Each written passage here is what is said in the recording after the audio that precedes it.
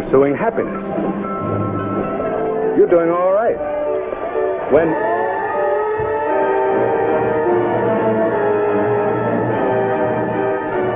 The other guy's around and he means business, so get going. Remember, you're off base. You've just got time to save yourself. Drop whatever you're doing. Find the nearest hole and make like a mole. Pick a room in a good building, close to the ground. It ought to be airtight and light-proof as possible, with the doors shut, windows closed.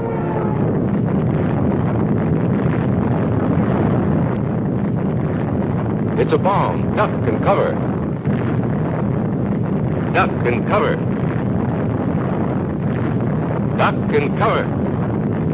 That's the first thing to do. If you saw it advancing on you a mile away, you'd have about 30 seconds to take cover. Make for the nearest entrance, but be orderly about it. If you are at home when a surprise attack occurs, crawl beneath a table if it is very near, or drop to the floor with your back to the window.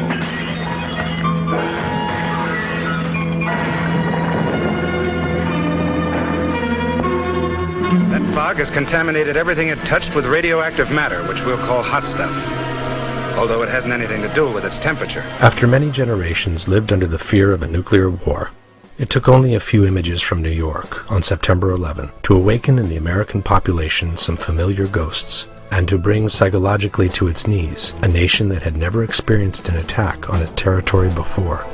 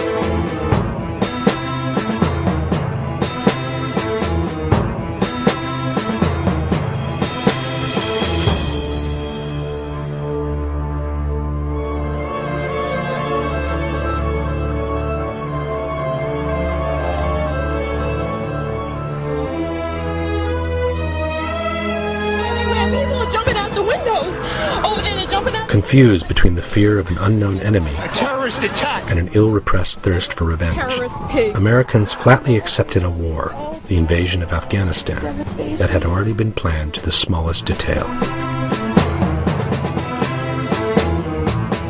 Our grief has turned to anger, and anger to resolution. Whether we bring our enemies to justice or bring justice to our enemies, justice will be done.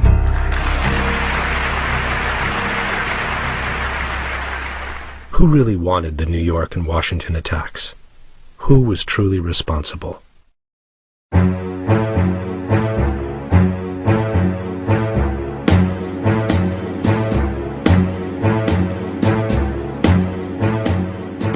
The United States immediately accused Osama bin Laden, although they never produced the evidence they claimed to have against him. Nor did anyone express any particular surprise about the lack of a true motive on the part of bin Laden himself. It was as if the entire world was ready to accept that he was the evildoer just by someone pointing the finger at him. Everyone seems satisfied with the idea that bin Laden allegedly hated our civilization. This, however, is clearly at odds with the fact that he has never actually claimed responsibility for the attacks.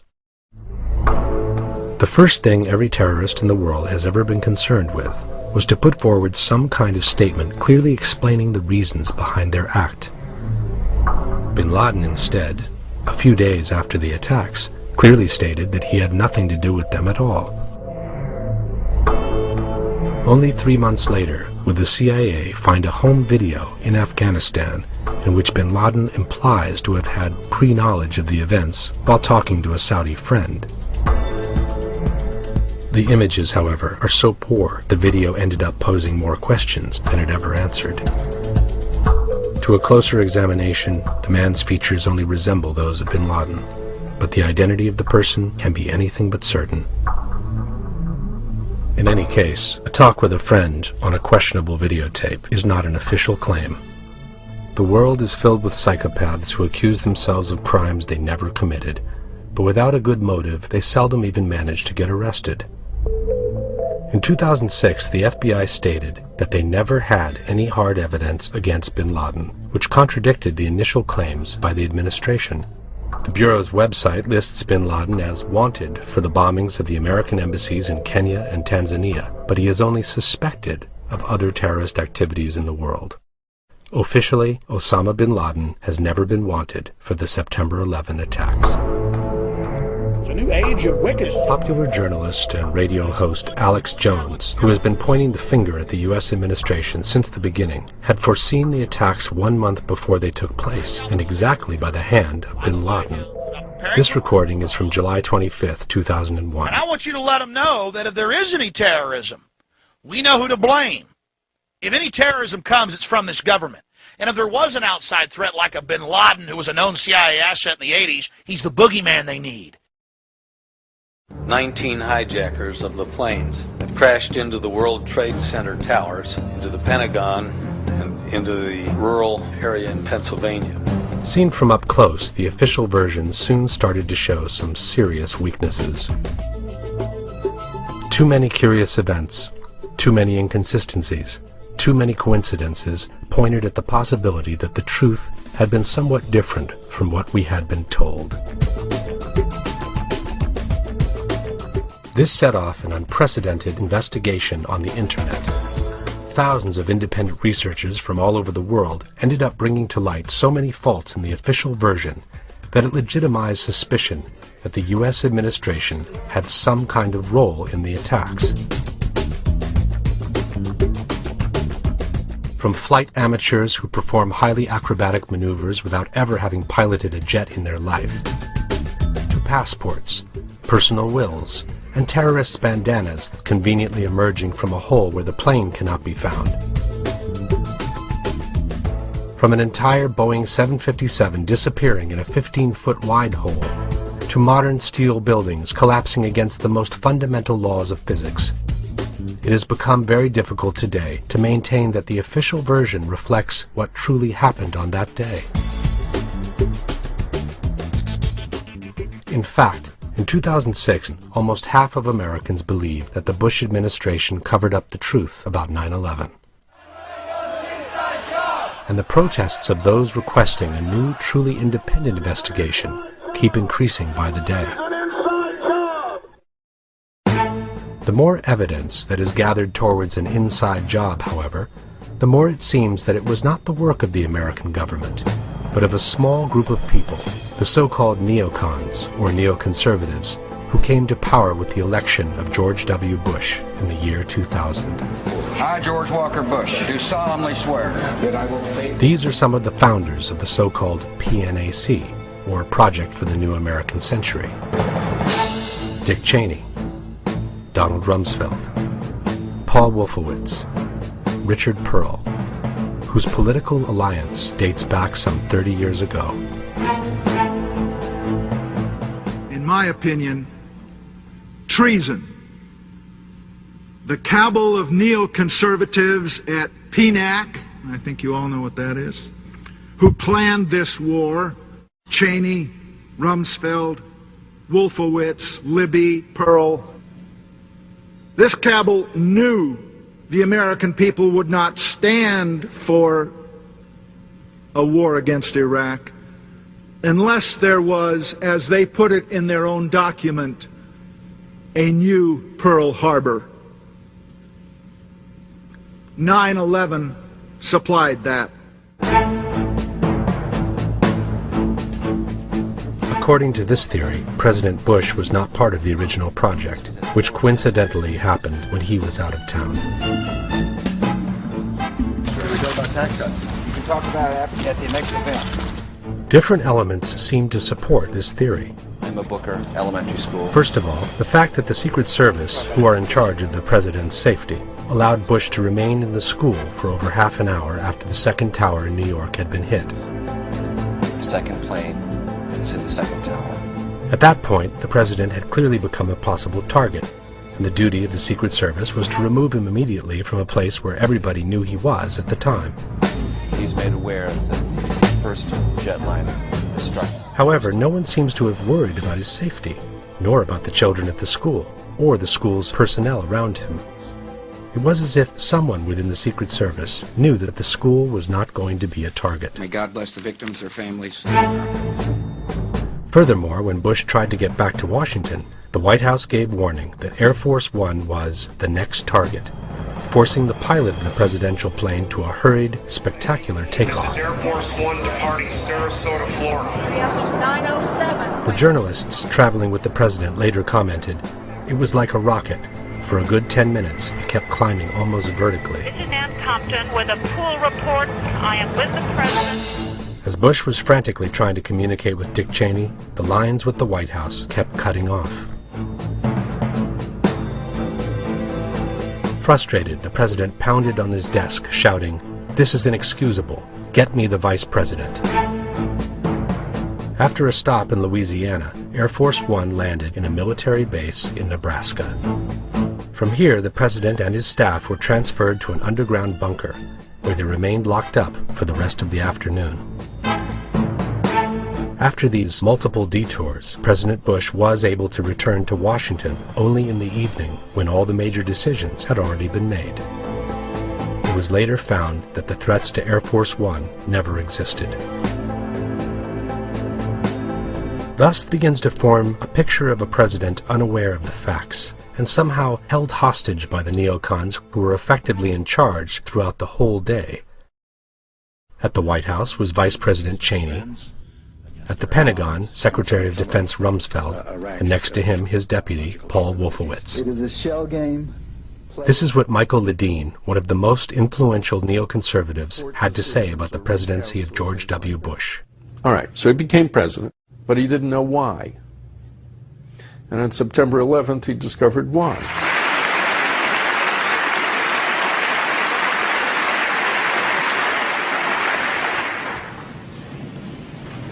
Our war on terror begins with Al-Qaeda, but it does not end there.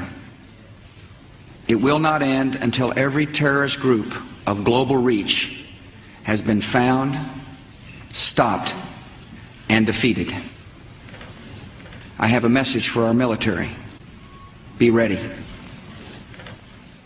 But who are the neocons?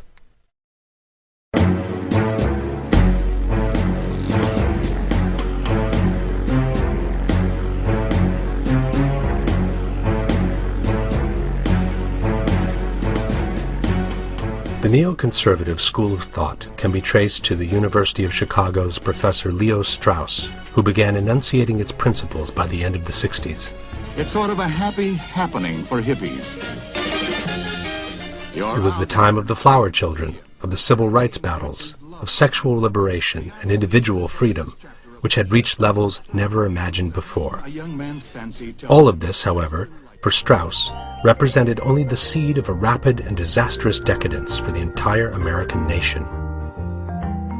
According to his thinking, individual freedom leads to personal conflicts, which undermine the nation's potential for growth and success.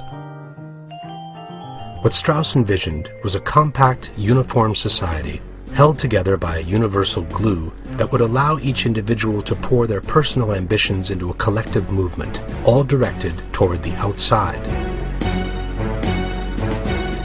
But the only way to obtain this was to face the population with a large, dark enemy, whose existence would threaten the survival of the American nation.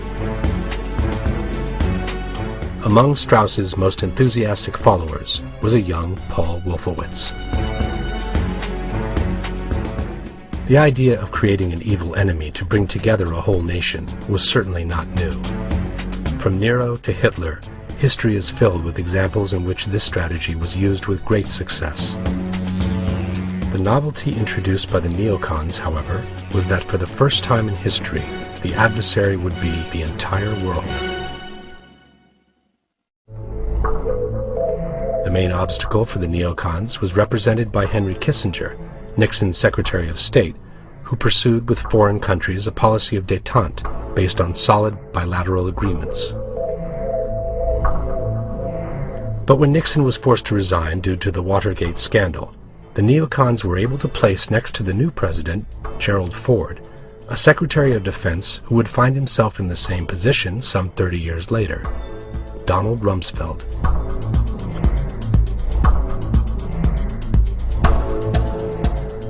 Another neocon who was able to take advantage of the situation was Dick Cheney, who became Chief of Staff for the new president.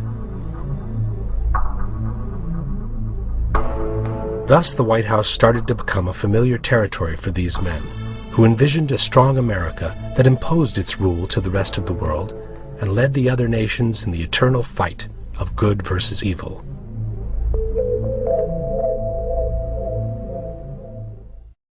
In spite of some relatively quiet times with Russia, it was in fact Donald Rumsfeld who kept trying to enlarge the appearance of an enemy that history itself would later reveal as totally non-existent. The Soviet Union has been busy. They've been busy in terms of their level of effort. They've been busy in terms of the actual weapons that they've been producing. They've been busy in terms of expanding production rates. They've been busy in terms of expanding their institutional capability to produce additional weapons at additional rates. They've been busy in terms of expanding their capability to increasingly improve the sophistication of those weapons. Year after year after year, they've been demonstrating that they have steadiness of purpose, that they're purposeful about what they're doing.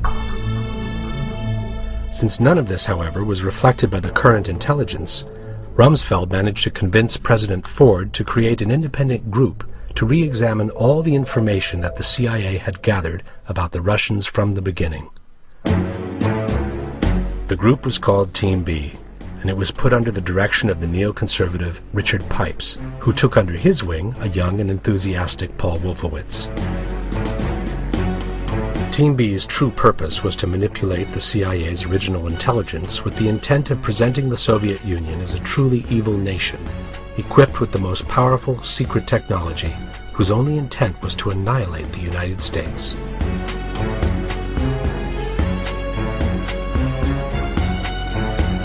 Naturally, by the end of their task, Pipes and Wolfowitz presented a report containing a truly terrifying image of the Soviet Empire. It was, however, a false image, born of the projection of their own need for a powerful enemy towards which to direct the precious energies of the nation that were being absorbed by a moral relativism that they deemed unacceptable. The new Carter presidency imposed a temporary setback in their path to world domination.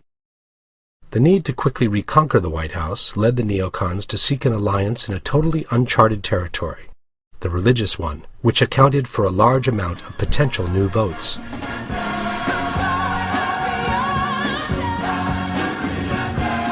Traditionally, the leaders of the different Protestant denominations had kept their flocks away from politics, a world they considered immoral and corrupt. But the fear of falling under communist rule, which would have also brought atheism along, was apparently sufficient to provide the basis for a historic alliance that has lasted ever since. I'm sick and tired of hearing about all of the radicals and the perverts and the liberals and the leftists and the communists coming out of the closets. It's time for God's people to come out of the closets, out of the churches, and change America. We must do it. Ronald Reagan won the 1980 election by a landslide. And at that point, the neocons felt they had the right to claim some important positions in the new administration.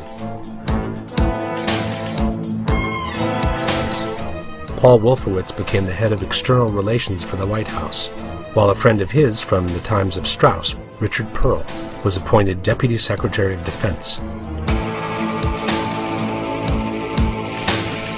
But the great enemy they were seeking was in the meantime collapsing under the weight of internal divisions and corruption.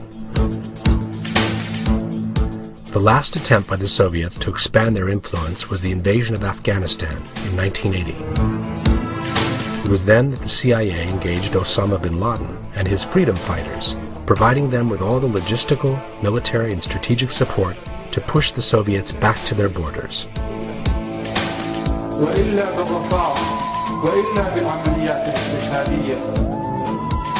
With the departure of the Russians from Kabul, the process of disintegration that would lead to the fall of the Berlin Wall had well begun.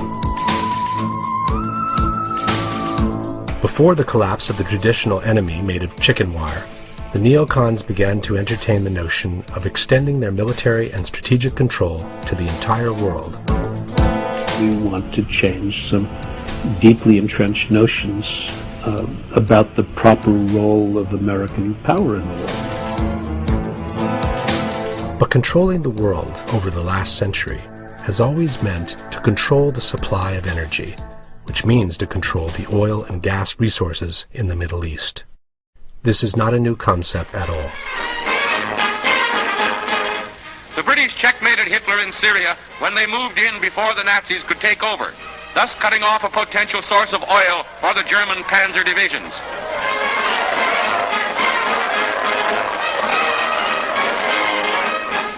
Iran, too, is the same story. The British, with this coup, control almost all of the Middle East oil supply. This is the oil that Hitler badly needed but lost. And with Russia in the way, he can't win the Caucasian oil fields. The golden opportunity came with the first Gulf War in 1991. At the crucial moment, however, with the Iraqi troops in total disarray, President Bush decided to stop the push and leave Saddam Hussein at the head of the nation. The ambitions of global control of the neocons suffered another temporary setback, which turned into a never-ending nightmare with the unexpected victory of Bill Clinton in the 1992 elections. Meanwhile, Russia was pulling itself up again, and the neocons could see the opportunity of world domination slip away year after year. Ever since the Cold War ended, there were people who were fuming on the right, thinking, this is the golden opportunity, now that Russia's out of the way, for America to take over the world. We're not doing anything about it. Those damn liberals, those soft heads, are keeping us from doing what is our godly mission. As they sat waiting for the end of Clinton's mandate, the neocons put together the so-called Wolfowitz Doctrine, which established the right of the United States to engage in preemptive war anywhere in the world, in order to avoid other nations from challenging their supremacy. Thus was born a precise strategic plan of global reach, which we have come to know as the PNAC, or Project for the New American Century. After the return to the White House, with the controversial election won by George Bush in the year 2000, the neocons needed to rehash the operation left uncompleted by the father 10 years before. We now find Dick Cheney as Vice President, Donald Rumsfeld as Secretary of Defense, and as his deputy, Paul Wolfowitz. In order to restart the gigantic war machine, however, it would not be sufficient to awaken the Soviet ghosts, which in the meantime had been relegated to the pages of history. A different kind of enemy was needed. It had to be everywhere and nowhere, elusive but ever present, in order to inject in the American population enough fear for them to support a military response of global reach. يا خيل الله اركبي فاختاروا الخندق الذي تكونون فيه.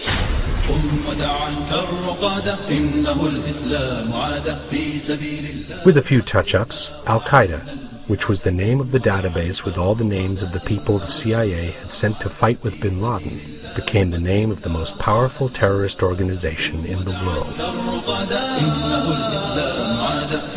Bin Laden saw himself accused of the bombings of the American embassies in Kenya and Tanzania and of the American ship Cole, without having claimed responsibility for them. The suspicion that someone within the CIA and FBI was building an artificial figure to be used in false flag terrorist operations seems to be confirmed by internal conflicts that have reached as high as the presidency itself. After the cold, I had battle plans drawn to go into Afghanistan, overthrow the Taliban, and launch a full-scale attack search for bin Laden. But we needed basing rights in Uzbekistan, which we got after 9/11. The CIA and the FBI refused to certify that bin Laden was responsible while I was there. No one knew Al-Qaeda existed then. The Western media, however, had already made up their minds. Bin Laden was the bad guy, and from him anything could be expected at that point. On the eve of September 10, 2001, a full plan to attack Afghanistan with strong support to the Northern Alliance was placed on Bush's table to be signed by the president upon his return from Florida. All that was needed was a detonator to set in motion the operation that would have finally brought America to the strategic control of worldwide resources and the neocons to the realization of their dream. Let's take a step back and read some paragraphs from the final PNAC document, which was published in September of the year 2000. In the chapter called Creating Tomorrow's Dominant Force, we can read, "At present, the United States faces no global rival. America's grand strategy should aim to preserve and extend this advantageous position as far into the future as possible. The United States must retain sufficient forces able to rapidly deploy and win multiple simultaneous large-scale wars. The United States must reposition U.S. forces to respond to 21st century strategic realities by shifting permanently based forces to Southeast Europe and Southeast Asia. The Army's annual budget must increase to the $90 to $95 billion level. Specialized Air Force aircraft, like the J-Stars above, are too few in numbers to meet current mission demand. The Army should accelerate its plans to purchase medium-weight vehicles. The transformation effort must be considered as pressing a military mission as preparing for today's theater wars.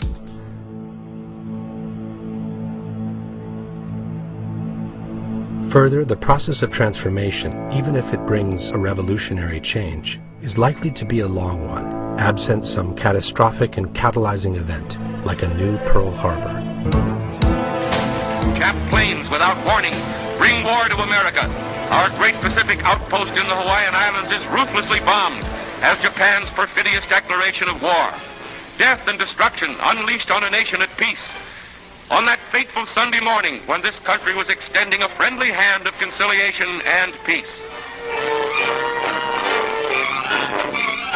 The treacherous attacks brought death to almost 3,000 American soldiers, sailors, and civilians. Our loss in warships and planes was high, but overnight this nation was united in an all-out determination to avenge the hideous assault on American lives and property. Our battle cry is, remember Pearl Harbor. Dense black smoke billowed to the sky as the massive control tower began to keel over. The Arizona's courageous crew stuck to its guns until the very end. Here was displayed heroism that will live forever in the glorious annals and traditions of the American Navy.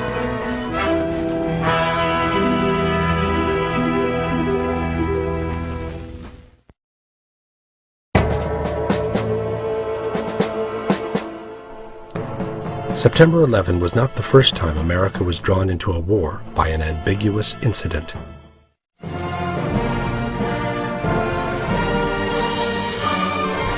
The American Constitution doesn't allow the United States to wage a preemptive war, and reserves for Congress the power of declaring war to another nation. For this reason, every time a president has wanted to enter a war or to begin a new one, he has had to wait for a military incident, whether created or provoked, to justify the use of force in front of Congress and the American people. In 1898, the United States went to war against Spain in order to take control of the Caribbean area. The pretext came from the sinking of the USS Maine, which was anchored near the Cuban island. The Spanish were immediately accused of the attack, even though they sternly denied any involvement in it. The images of the sunken vessel and those of the sailors' funerals were shown in the first movie theaters of the nation, thus generating a strong wave of indignation that allowed Theodore Roosevelt, then Secretary of the Navy, to start a war he had already prepared to the smallest detail. Only in 1980, almost a century later, would America recognize that the Spanish were not responsible for the attack. In order not to accuse themselves, however, the United States declared that the Maine was sunk because some explosives had been stacked too close to the steam room. In the meantime, the entire Spanish Armada had been wiped out, and America had become the new maritime power, with strategic positions going from the Caribbean to the Philippine Islands. In 1915, it was the sinking of the USS Lusitania by a German submarine to trigger the crisis that would eventually bring the United States into the First World War. It appears, however, that the U.S. had secretly slipped to the Germans the information that the ship was carrying a special cargo of weapons headed to England. This provoked a reaction from the German submarine, which sunk the vessel on which more than 100 Americans were also traveling.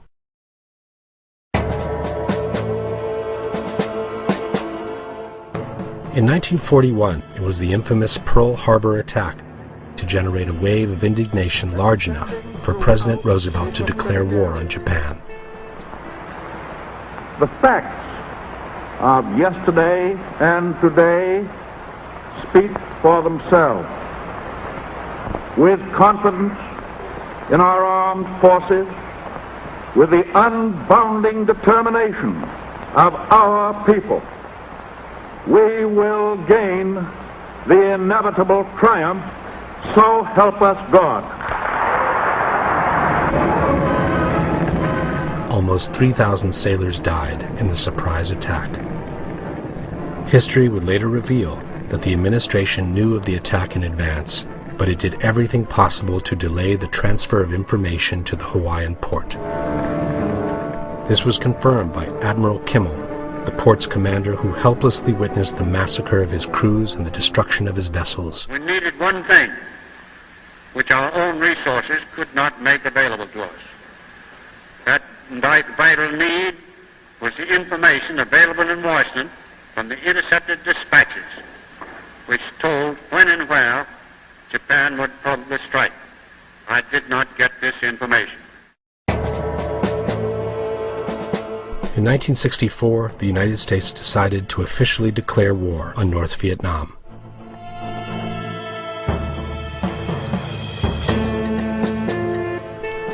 The war pretext came from the so-called Tonkin Gulf incident, in which North Vietnamese boats were accused of having launched torpedoes against the American destroyer Maddox.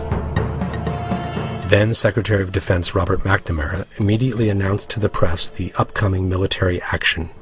Immediately following the attack, U.S. representatives in Saigon met with representatives of the South Vietnamese government. They jointly agreed that joint retaliatory action was required. The President's approval of this action. But McNamara, 40 years later, would openly confess that the attack on the Maddox never took place. No, it was just confusion. And events afterwards showed that our judgment that we'd been attacked that day was wrong. It didn't happen. In the meantime, more than 60,000 U.S. soldiers and over 3 million Vietnamese civilians lost their lives.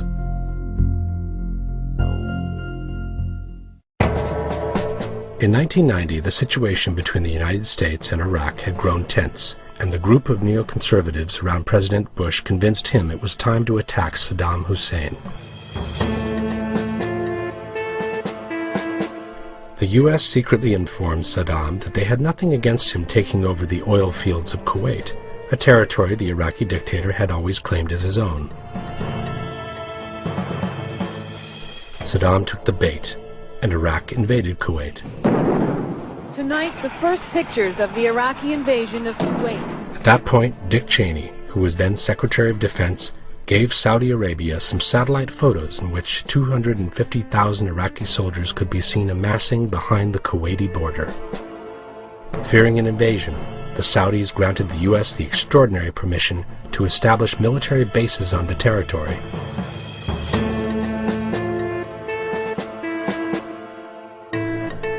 At the same time, the worldwide media launched a heavy campaign against Saddam, who was accused of having used lethal gas against his own people. No mention was made to the fact that the gas had been sold to Saddam by the United States, which then stood silent during the massacre, even though they were perfectly aware of it. The media campaign against the Iraqi dictator reached its peak with this touching testimony from a young Kuwaiti nurse who described to the world the atrocities committed by the Iraqi soldiers in her invaded country. While I was there, I saw the Iraqi soldiers come into the hospital with guns. They took the babies out of the incubators. Took the incubators and left the children to die on the cold floor. The news shocked the entire world, and from that moment no one had a word to say about the American bombing of Iraq.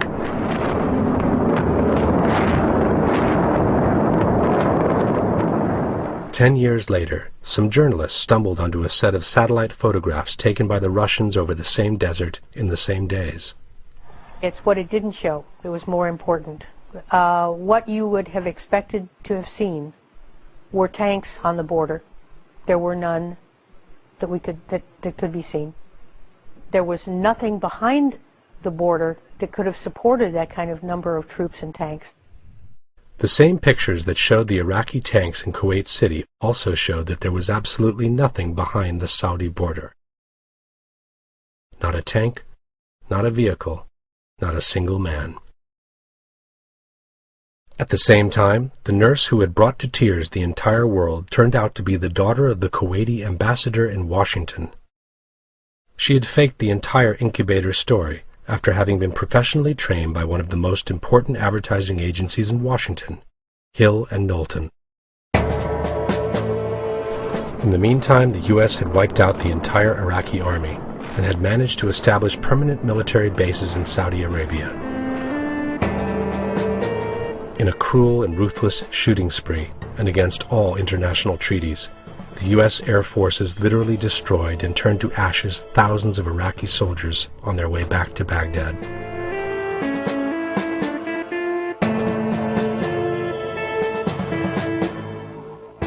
Before taking this picture, the photographer wrote on the side of the tank, "If I don't photograph this, people like my mom will think that war is what they see on TV."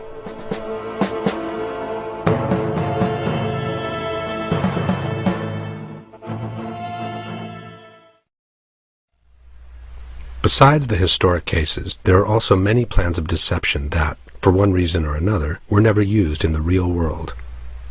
One of them is called Operation Northwoods, a 1962 CIA secret plan that was declassified a few years ago. At that time, the United States was trying to regain control of Cuba, which had been lost to Fidel Castro's revolution 3 years before.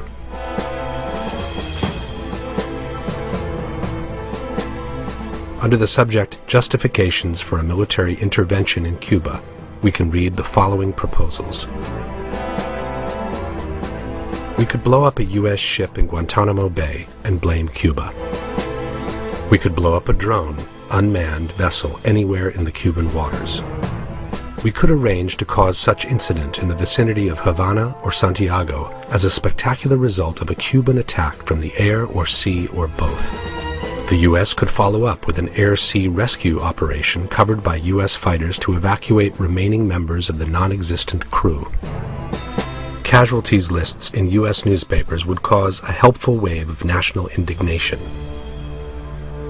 We could develop a communist Cuban terror campaign in the Miami area, in other Florida cities, and even Washington. We could sink a boatload of Cubans en route to Florida, real or simulated. We could foster attempts on lives of Cuban refugees even to the extent of wounding, in instances to be widely publicized. Hijacking attempts against civil, air, and surface craft should appear to continue as harassing measures condoned by the government of Cuba. And then there was this interesting idea.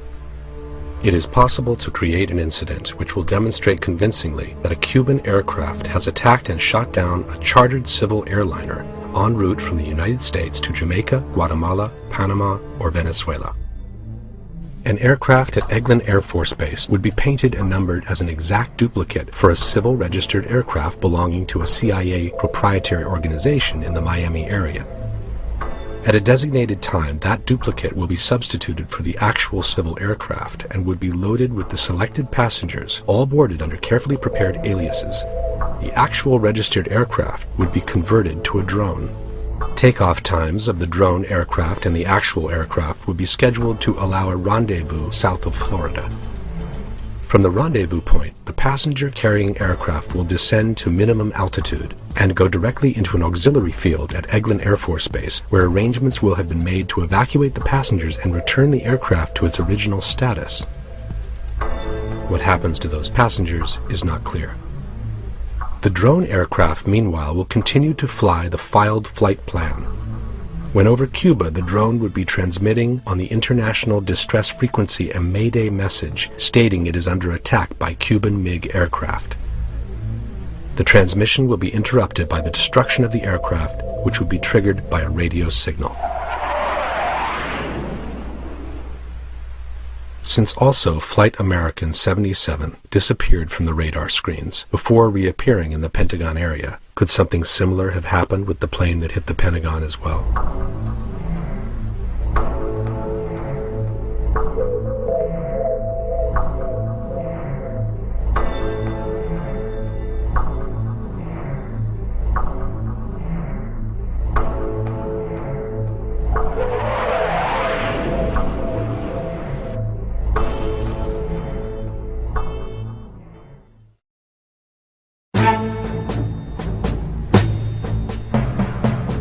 The American military elite seems to respond to the recurring need of waging wars of conquest, both to increase the control on worldwide resources and to maintain a healthy and productive war industry that is among the most profitable altogether.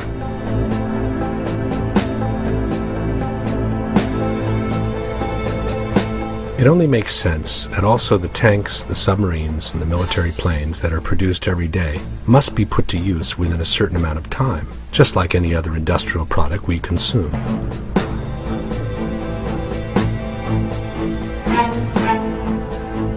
This is a military planes graveyard located near Tucson, Arizona.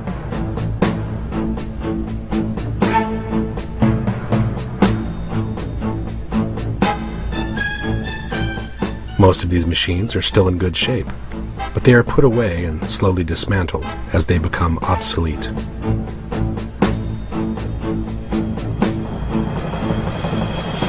President Eisenhower, himself a former general, was among the first ones to foresee the danger that a permanent military industry could represent for his country. I get tired of saying that defense is to be made an excuse for wasting dollars.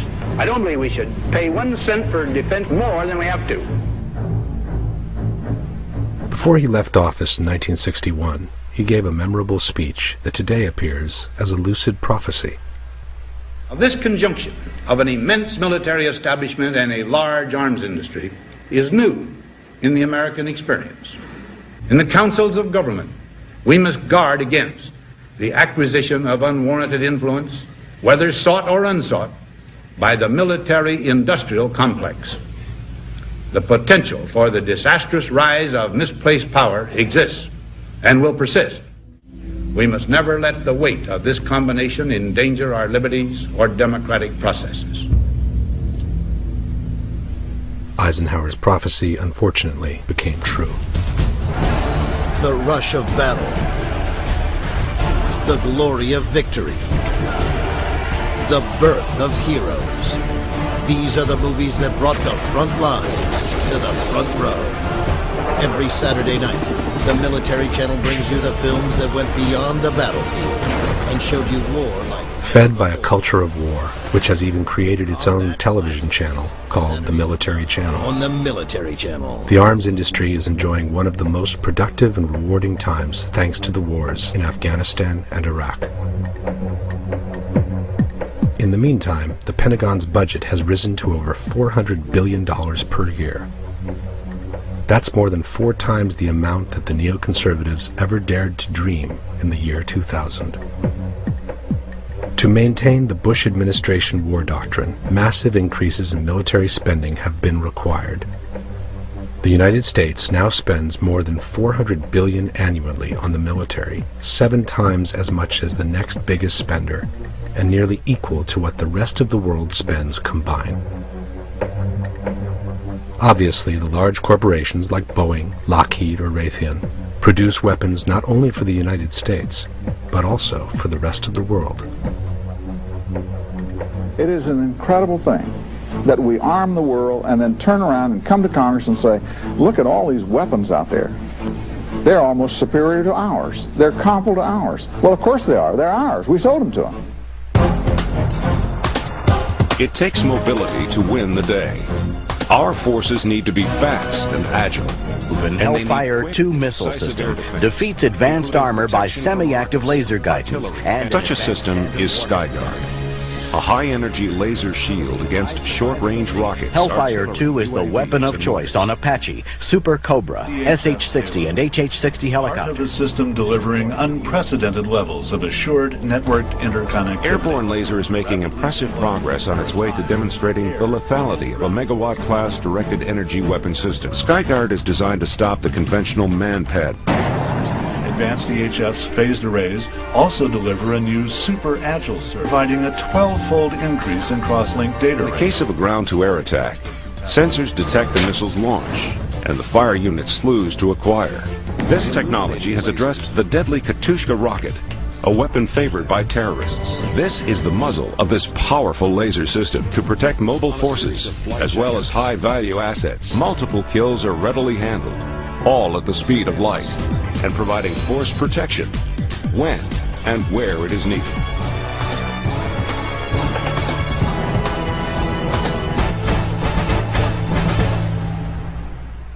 Since the end of the Cold War, we've sold more military weapons than the rest of the world combined. My name is Jack Shanahan, Vice Admiral, U.S. Navy, retired. One of our nuclear bombs blows up Hiroshima 15 times over. 5 devastates Russia. After that, this is how many the U.S. has left.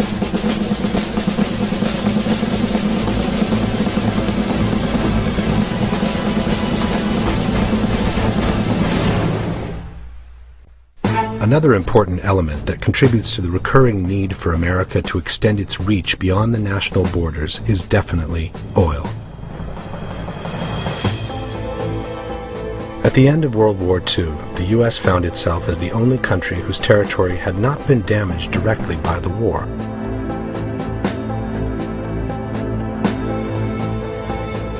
While Germany, Italy, and Japan, but also Russia, France, and England, began the slow path to reconstruction, the U.S. could launch straight into an era of development and industrial growth that would put them ahead of the world until the current times.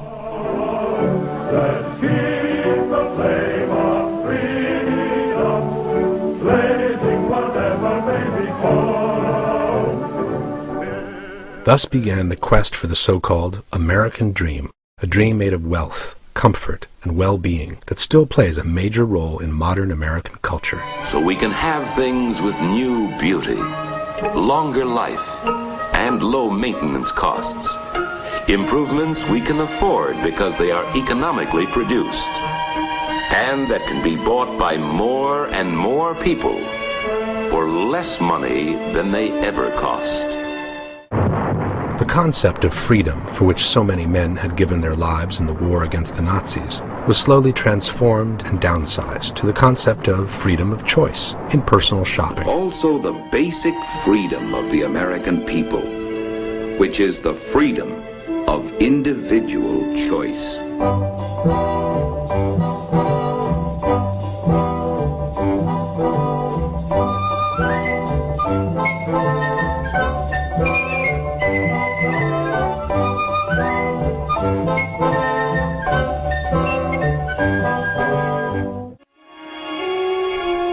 Our abundance is big and comes from bigness. The bigness of our busy business. The bigness of our fields. The bigness of our fast-moving, modern America. Our bigness, our greatness, the abundance that stems from liberty is based on free and thrifty use of the great American penny, the foundation of our wealth. Enough new pennies coming from our mints each month to supply copper for 3 new Statues of Liberty.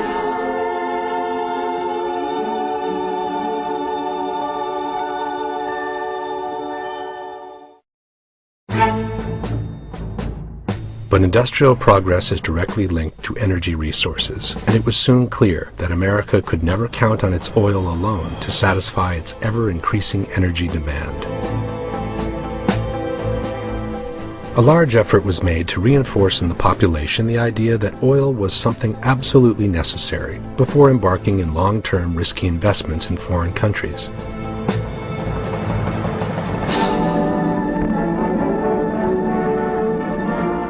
Gasoline, for example, the most efficient mobile power source on Earth. That was the stuff that powered all those cars and trucks. And using the magic of research, oil companies compete with each other in taking the petroleum molecule apart and rearranging it into, well, you name it. Fabrics, toothbrushes, tires, insecticides, cosmetics, weed killers. A whole galaxy of things to make a better life on Earth. After weeks of discussions, there was a meeting at Qasem Palace on the outskirts of Jeddah. It was there that Saudi Arab government officials representing His Majesty signed a concession covering roughly 320,000 square miles. This was the starting point of a new American business venture abroad. The popular image of the gold seeker was quickly replaced by that of the seeker of oil, which not by chance was also called the Black Gold. Most important of all, the job would require men, hardy men, determined men, men who were willing to leave families and friends and journey halfway around the world on a quest that might end in failure. Men who could face hardship and monotony and still take it. And gradually they began to arrive. Carpenters, machinists, riggers, technicians, drillers, executives too, eager to extend a welcoming hand clasp to the new arrivals. Finally they drilled the first well. They found oil, but not in commercial quantities. It was not encouraging. They drilled again. No luck. And again, still failure. And then, at Dammam, it happened. Oil in commercial quantities had been brought in after 3 long, discouraging years. This was the goal toward which they had striven. This was the victory that faith and sweat had bought. It was the birth of a new concept that would strongly influence American foreign policy from that time on, the so-called American interest abroad. Serving the interest of the United States and demonstrating the vitality of the American system of free enterprise. A system which, from this new frontier, is pumping into the trade of the world oil. One of the materials that is making a truly great contribution to our modern civilization.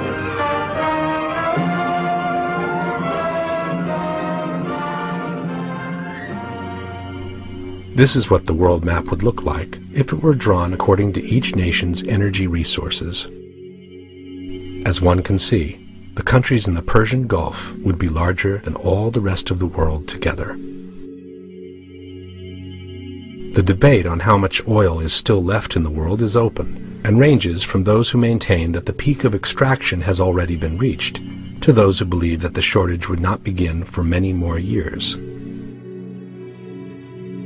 In any case, the United States produces only 4% of the oil in the world, while it consumes about 26% of the total production. What we have here is a stripper well that's producing from about 5,000 feet down, about a mile down. It's only producing 7 barrels per day, which is not very much. Most of the wells in this area produce about 7 barrels per day. This well once produced 100 barrels per day about 30 years ago. Since then, it's declined because it's only so much oil down in the ground, so we're producing it all, and it's running out of oil. The need for foreign oil has been rising dramatically for the United States over the past 30 years. In 1973, the U.S. needed to import only 28% of its total consumption, while that figure today is nearing 60% and is projected to reach 70% by the year 2025. For this reason, In the recent past, Americans have also been looking at a different energy resource, natural gas. The majority of the reserves are located in the different states of Central Asia that once belonged to the Soviet Union, especially those around the Caspian Basin. In 1998, Dick Cheney, who was then the president of Halliburton, an oil and services company, commented, "I can't think of a time when we have had a region emerge as suddenly to become as strategically significant as the Caspian." The good Lord didn't see fit to put oil and gas only where there are democratically elected regimes friendly to the United States.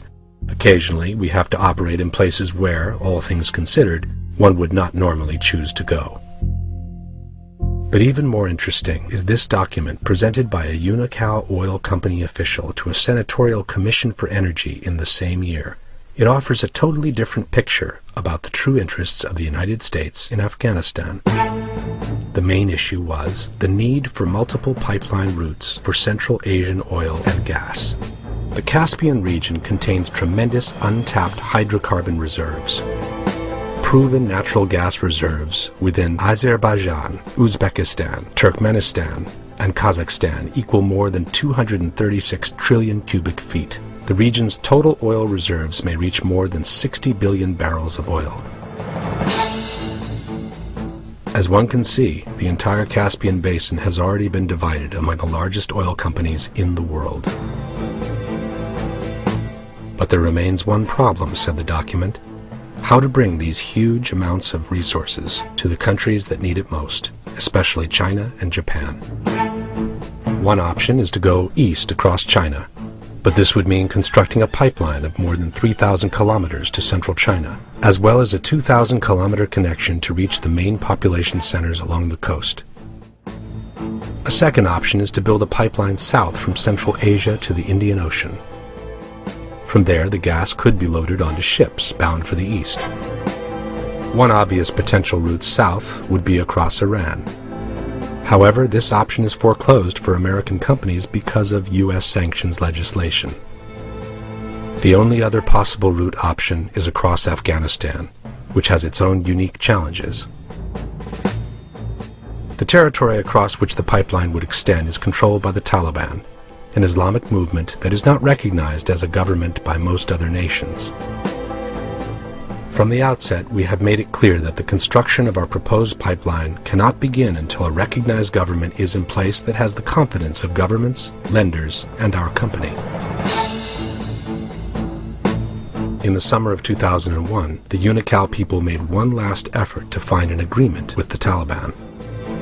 But the meeting failed, ending with this ominous threat directed to the Taliban: either we will cover you with a carpet of gold, or we will bury you under a carpet of bombs. On September 10th, a detailed plan to attack Afghanistan was put on George Bush's desk for him to be signed upon his return from Florida. The following morning, the Twin Towers were turned into rubble. The United States immediately accused bin Laden, who at the time was in Afghanistan, and requested the Taliban to hand him over. I want him held. I want justice.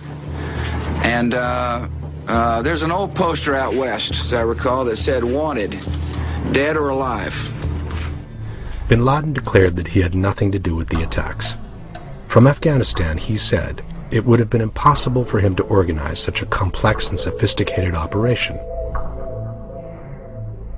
And a few days later he added, "There exists a government within the government of the United States.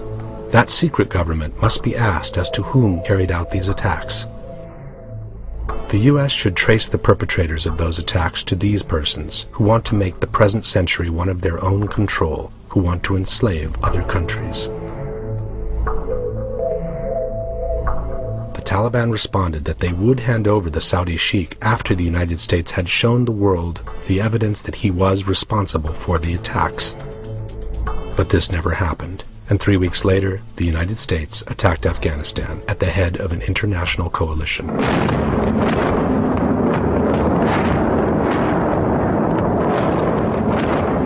After removing the Taliban from power, a temporary government was put in place. It was headed by Hamid Karzai, an Afghan living in America who had previously worked as a consultant for Unocal. In the meantime, the world media spread the mythology of the rebel hidden in highly sophisticated self-powered caves with air conditioning and ammunition stacks. But in reality, bin Laden was nowhere to be found.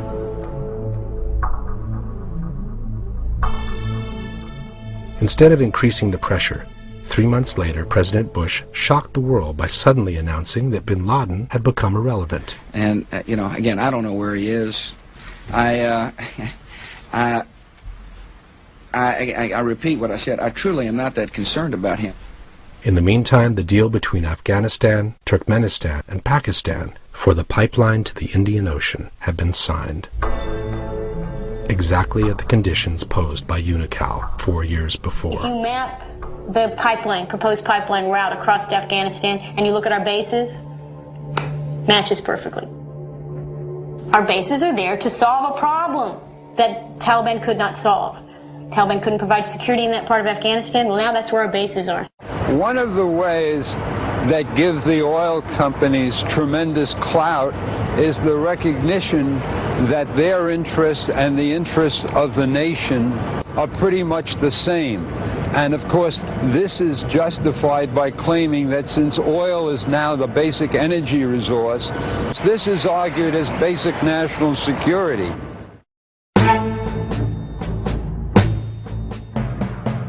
As we know, the final goal for the neocons had always been Iraq, which had nothing to do with Islamic terrorism.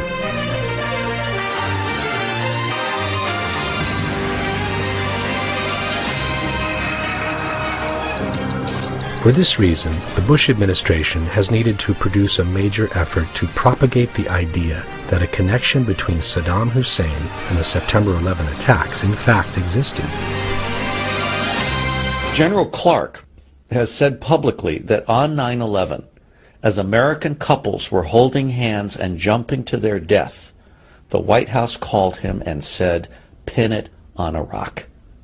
They weren't thinking about the Americans dying. They weren't thinking about the people who were committing suicide in order to escape the flames. They were thinking about 9/11 not as an attack, but as a gift. The president dragged me into a room with a couple of other people, shut the door, and said, "I want you to find whether Iraq did this." That George Bush wanted me to come back with a report that said Iraq did this. Secretary of the Treasury Paul O'Neill decided to leave the administration when he became aware of their true intents in the Middle East. That questions such as why